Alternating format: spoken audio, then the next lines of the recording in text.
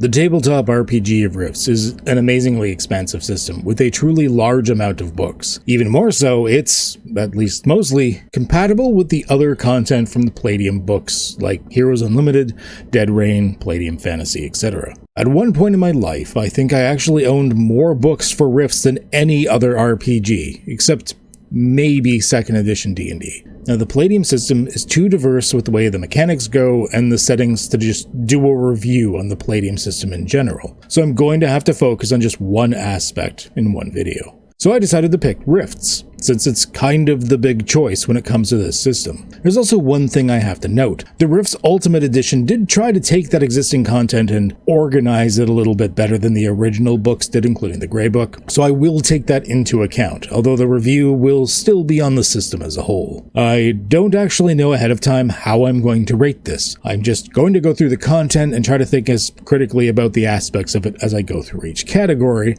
But, I mean, this is a personal review, remember that. So, as critically as I'm trying to think of everything, it is my views, my experiences, etc. If you have different experiences, feel free to let me know in the comments down below. Let's start with accessibility. The various books for Rifts have been in printing since the beginning of the 1990s, and still going strong. Before I sold mine, I basically had an entire bookcase full of books, so there's a ton of content. And although you can now find a good chunk of them on digital services like DriveThruRPG, they're still purchased separately. There's no collated SRD websites or promising digital aids to help you swim through all of that content. If you were to take an interest in Rifts as a new player today, you're going to quickly be overwhelmed by the sheer amount of content with no good way to sort through it. So I'm going to give this an average score of 3 out of 5. It's not terrible. The content is still accessible to buy digitally. You can still find it even for the books that are out of print, but it's just not special or great either. It's just average. You have a lot of books. If you want to know what's in them, you've got to read through them.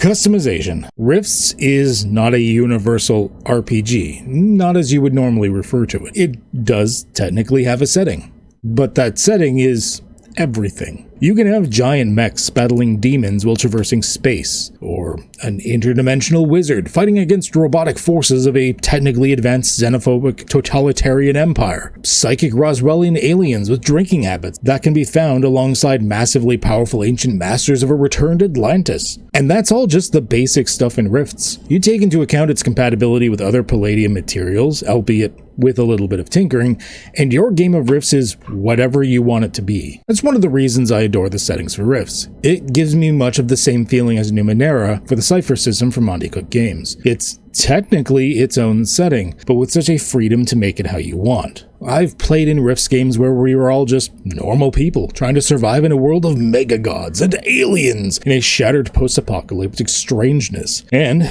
I've played in games where we were those mega gods. This is why I will give Rifts a 5 out of 5 for customization. If there's something you want to do in this system, I bet there's probably something written for it. Maybe even an entire book. It is what you want it to be. Ease of play. This is where my hate in that love-hate relationship kind of starts to seep in. The rules are a mess. I, and some others that I have known in the past, have actually managed to talk to the main writer for the system to respond to our questions a few times over the years. Like, which set of dual-wielding rules should we use, since there's a couple of them in the various books, and they don't actually work well together? Or, how do you tell if something is a race versus an RCC, or racial character class? Sometimes it's clear, sometimes it's not. His answer, guess I'll put it on the list. I'm not sure. If the creator of the game is confused by some aspects of its rules, how are its players supposed to jump in? If you could argue, well, it's an RPG, you can play it how you want. Well, then why did I buy the rulebooks in the first place? Why would I buy the rulebooks for any RPG if that's the case? You buy the rulebooks so that you have a groundwork or foundation to work off of. Rifts is a bit of a nightmare of incompatible subsystems, half-completed rule sets, sometimes new features that are introduced and then abandoned, never to be touched again. Couple that with the fact that there's no way to easily reference all this material since it's spread through a ton of books you have to manually look through, and ease of play, it is not. It is not the worst RPG I've ever played, not by a long shot. The mechanics that are there work okay. And if you just play with the Ultimate Edition book and nothing else, no other books, expansions, etc., it wouldn't be that bad. But I am taking the system as it exists now as a whole, and as a whole system, it's not great. This is why I'm giving ease of play a 2 out of 5. It's not so abysmal that it's unplayable, especially if you focus on a more limited selection of books, but it's definitely below average in this aspect.